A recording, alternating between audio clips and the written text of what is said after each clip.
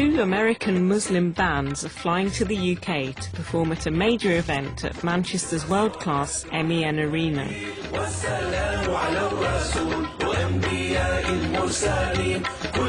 78Six and native Deen have a huge following in the US, and over here their music is being embraced by a new generation of Muslims. Oh, it's just a deep dream come true. The best day probably ever.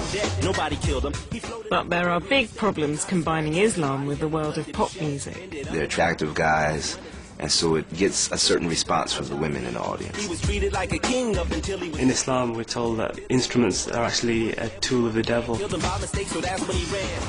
been disrespected more in my life.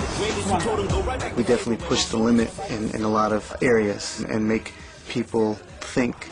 And right now, Muslims don't like to think.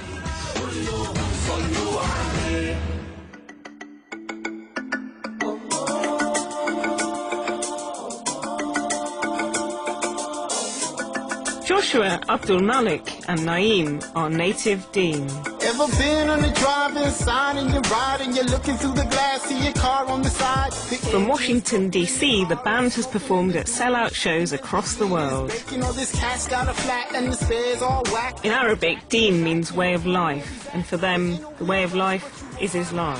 The goal of it is to help people become better. You know, there's going to be a fight between evil and good till we all die, but we want to do our part to try to make the world better.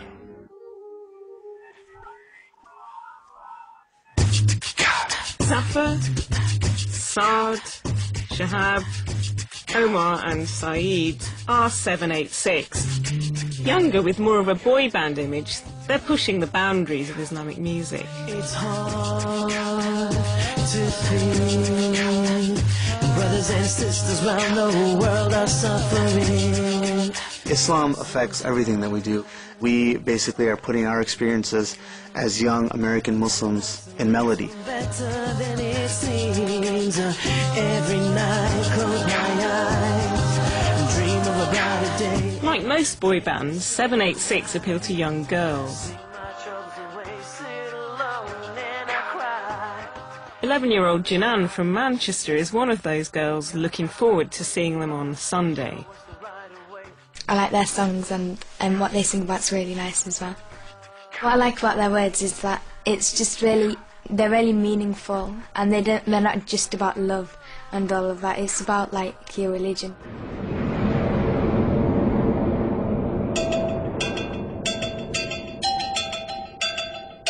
"7 a.m. Friday morning. Native Deen and 78Six have just landed at Heathrow. Lately, things have been so stressful for you. It seems that life is trying to mess with you and pester you. You thought you knew exactly what to best pursue. I think this is our 6th or 7th time here, and every time it's just a lot of fun. We love the people here. Everybody's really warm and receptive. People, yeah. Being on the bus and being amongst good friends and good people, it's just a lot of fun. So we're just looking forward to what's ahead today and just the rest of the weekend.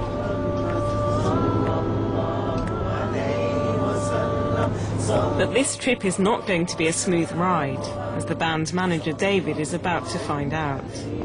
Oh my God, that's really sad. Just minutes into the country and he's received some bad news from the very people who've paid for the band to fly over.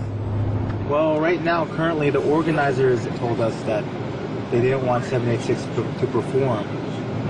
But we have to see what happens right now. I guess it's going to be a couple meetings, and hopefully the organizers have a change of heart. They're actually making me work on this trip. At the moment, it's unclear why 78Six may be dropped from the big gig on Sunday, but they have been criticised in the past for not being suitable ambassadors for Islam. You move around, place to place. Image is a big deal to us. We really try to make sure that we carry ourselves in a manner that's appropriate and according to the rules of Islam, but also is still true to our identity as youth in Western society. And a lot of times I think people start to look at that and say, well, these guys they're too young and too hip and too cool, and that's the unfortunate thing. I think a lot of times we lose credibility because of that. Wait. Jinan doesn't know that she may not get to see her favourite band perform. She's busy at a summer camp for Muslim girls.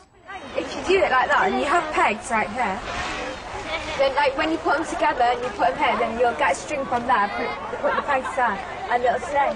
Despite the excitement of the camp, what Jinan is most looking forward to is seeing 786 in concert. I'll be really excited because I haven't seen them for ages now. I hope they'll sing Palestine because it's a really sweet song, and I hope they'll sing Dusty. You won't get it's like a Pakistani song, but it's like about friendship. It's really nice. With no time yet to dwell on Sunday's show, the bands arrive at their first stop of the day, the BBC Asian Network, based somewhere in the maze of Television Centre. Hiya, I'm Brenda Hayden. I'm good, thank you. Hiya.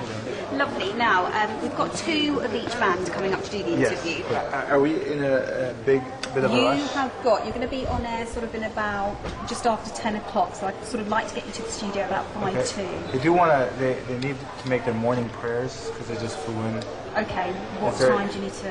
Right now, it'll take about 5 minutes. If you guys get us to a place. Right, okay, hang on there for 2 seconds. All right.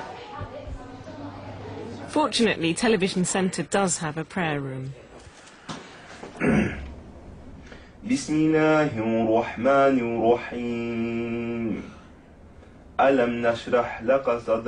Life on the road is definitely tough. Along the way, we always try to stop and make our prayers, and we still try to adhere to our spirituality as much as possible.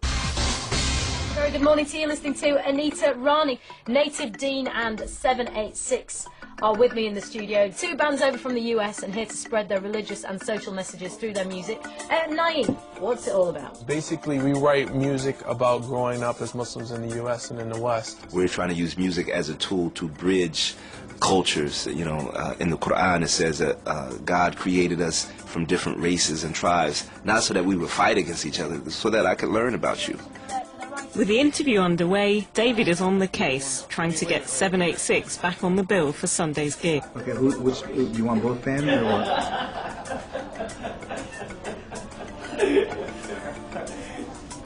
He's gonna regret he wore that cap. Okay, call me later. We'll be done with this in an hour. You see little things that are overlooked, and you read about it in my holy book. Small I just got to explain, I'm sat here watching these four guys all mouthing along. And we're all bouncing, it's good, it's good. Right. So your music has a moral message. Are you worried that some people might see your music as a little bit preachy? We try to be careful about the preachiness. For the most part, it doesn't come out right and say this is what you need to do, and it covers a wide range of topics that doesn't necessarily have to be preachy. Who I remember? I saw a documentary on Bob Marley and how religious of a writer he was, and they were doing an interview with him, and everything he wrote was just about, because of this and God. But when it comes across in his music, people are just, one love, But he's not saying pick up the Bible. While we're on air, Jinan and her friends from summer camp chat about their favourite bands. I love McFly. She's a freak. They're just the best. I love McFly. 786, they're more not humble, but humble type thing. But they are quite good looking, but that's not really what they're about. They don't want it to be like that. We don't. They want people cycle for their music, I guess. Yeah, just for their looks. That's what most people see them for as well. She's a groupie. But whatever their appeal, 786 do have their admirers. You know you're going to turn into sex symbols. No. In fact, we just had a conversation outside about it, because it's not so that people get googly when they come to a concert. It's that they come, have a good time, definitely enjoy themselves, relax, but get the message that we're trying to put out there. It's about the content more than and sometimes it's difficult, so we do remind each other. And he don't look that good. I mean, I love you too, man. You're a bit rough around the edges.